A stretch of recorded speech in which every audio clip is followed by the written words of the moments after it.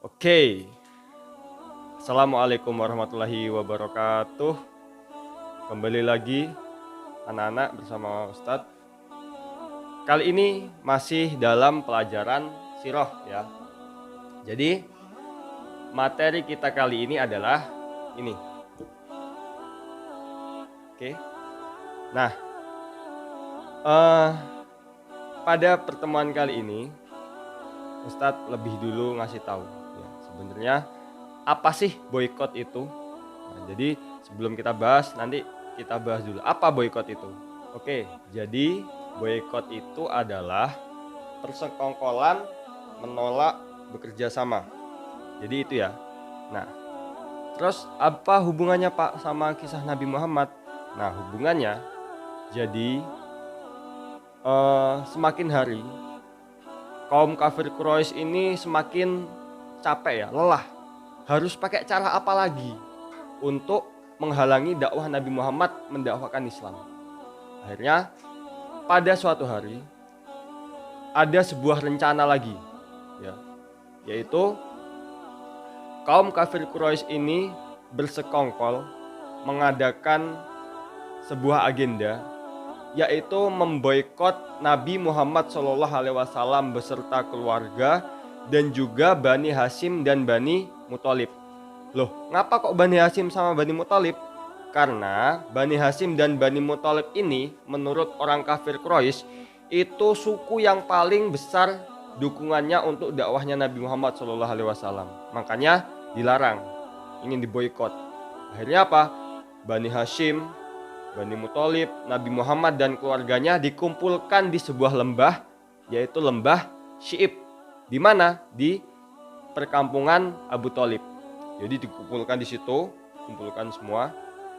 Nah, ketika itu orang-orang kafir Quraisy ini juga menulis sebuah piagam di sebuah lembaran. Isinya apa? Melarang Bani Hashim dan Bani Muthalib ini untuk saling bertemu, berteman, bekerja sama, berdagang, kemudian menolong, bahkan melarang untuk saling menikah. Itu. Jadi yang menulis piagam ini adalah Baghid bin Amir bin Hashim. Itu kalau di buku tulisannya Big Hit. Ya, salah. Nanti diganti aja Baghid bin Amir bin Hashim. Tapi ada juga yang mengatakan yang menulis itu Mansur bin Ikrimah. Kemudian juga ada yang mengatakan Tolhah bin Abu Tolhah. Nah, ini menurut pendapatnya Ibnu Qayyim dalam kitab Zadul Ma'ad jilid 3. Nah, oke, lanjut.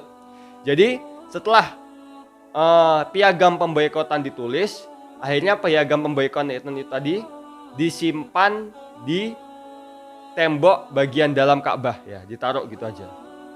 Nah, ketika itu dikumpulkan, sudah diboikot.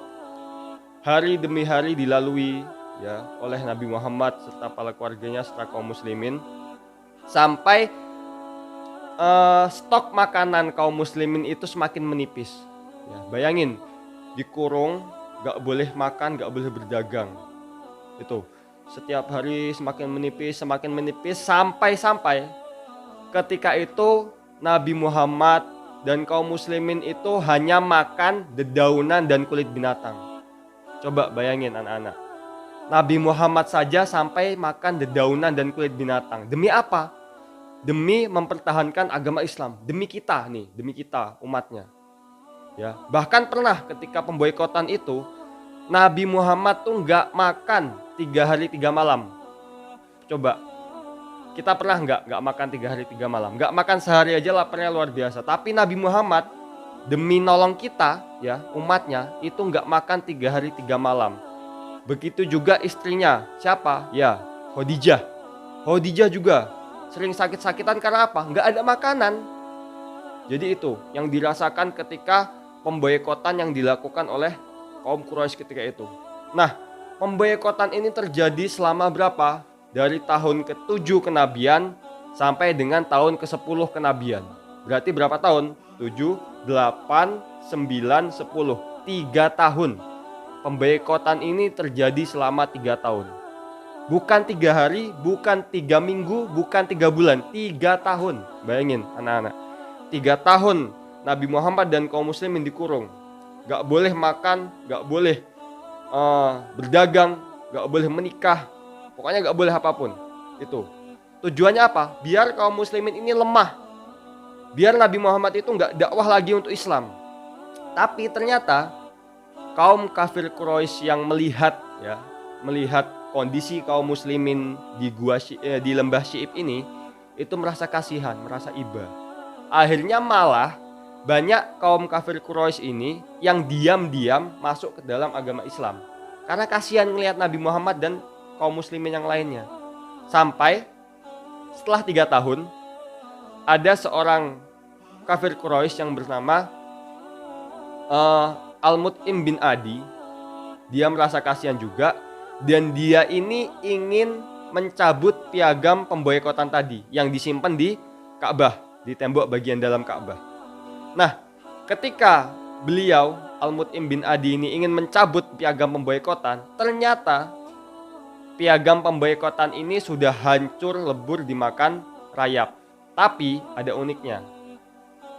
Tulisan Bismika Allahumma sama kalimat-kalimat yang ada kalimat Allah itu enggak hancur.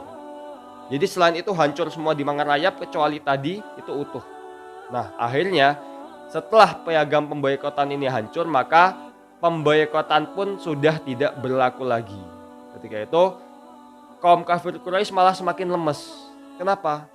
Kok tujuannya niatnya biar kaum muslimin lemah, biar kaum muslimin pada mati, malah semakin kuat.